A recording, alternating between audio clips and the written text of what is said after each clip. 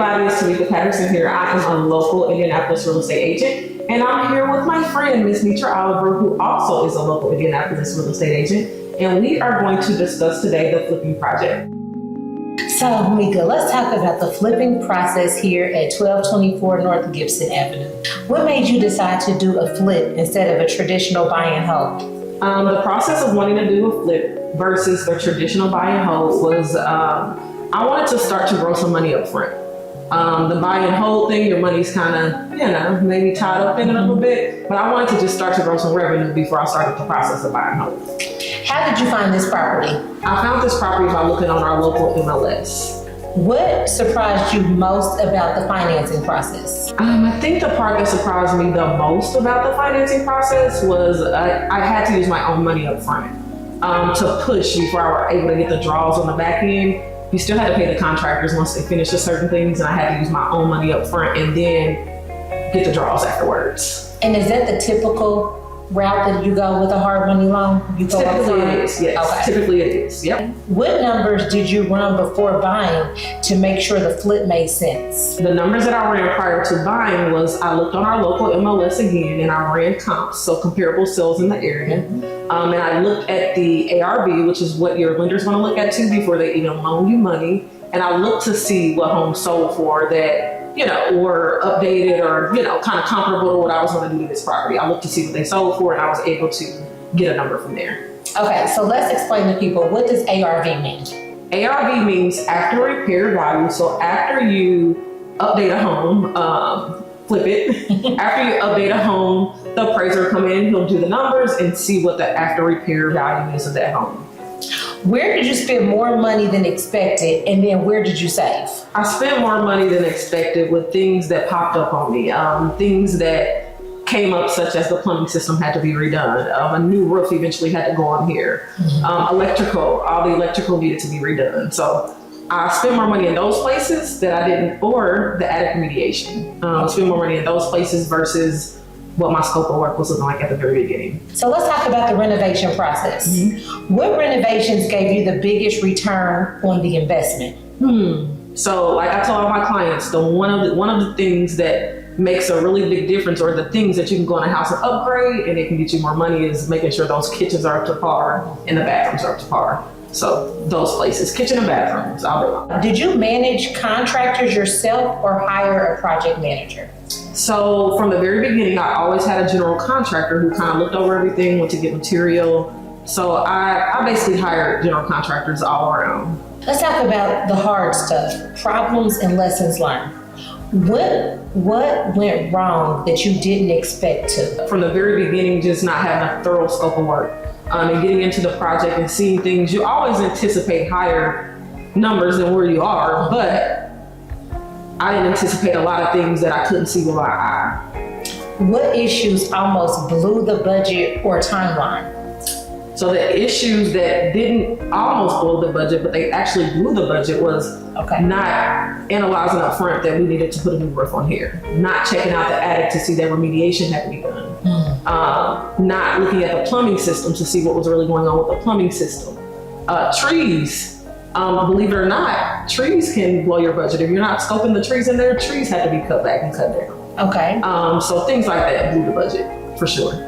What mistakes do new flippers make over and over again?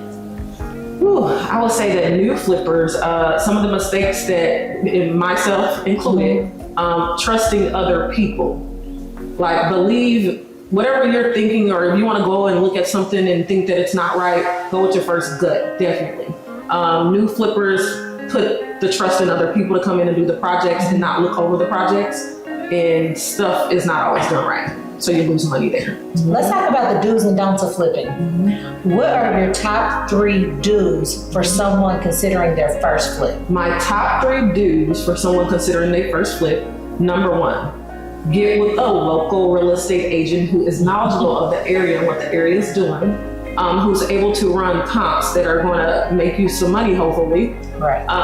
That's number 1. Number 2, you want to make sure that you get with a general contractor that you can trust, someone who you know that's not going to take your money and just run off And then number 3, I would say make sure you're getting that home inspection done on the house. How long did the flip take from purchase to resale?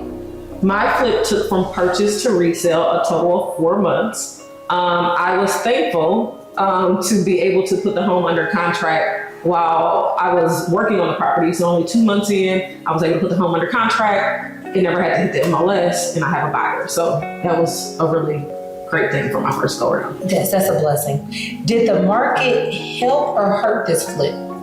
You know what? The market actually, I would say, the number that I had in my head at the beginning of what I wanted to list the property at, or be able to make money, however I wanted to, balance all numbers there. The market helped it. I would say that my number was where it needed to be, and the home appraised where it needed to be appraised at. Okay, real talk. What's the best part of doing a flip? The best part of doing a flip is the transformation. Is to see that home before and come into it, and then see it transform and turn into a beautiful living space for somebody. That's the best part. Yes, this house is beautiful. Sorry guys that it didn't hit the market. I would have loved to bring someone in here because it's gorgeous. What's the most stressful part that people don't usually talk about? The most stressful part that people probably don't usually talk about is the budget. The contractors who don't do what they say they're going to do. The contractors that screw you over. I think that is the most stressful part. The nights where you are worried now because you are over the budget. I think that we watch the TV shows and it's a glamorous life, and you watch them go in there and they flip the properties, they do their breakdown of the budget, and it's an ugly side to it. And it's an ugly side that's unfortunate, and you're going to lose probably relationships and friendships in it, but it is what it is. So yeah, okay. It's an ugly side to it. Some advice for aspiring flippers. What kind of cash reserves should someone realistically have before flipping? Realistically have, I can't really say a dollar amount, okay, but I think you need to definitely have enough cushion that you're able to handle yourself, your own bills at home and all that stuff for at least 6 months, and then have a nice cushion over here. If you got to bring this flip over for 12 months, you need to be able to have a cushion to cover the mortgage, to cover the repairs or whatever goes on. You need to be able to have a nice cushion so you don't fall into a desperate trap. What team members are non-negotiable for a successful flip? Such as like contractors and crews. Non-negotiables will be professional companies that can provide paperwork, your licensed people. Okay. Non-negotiable.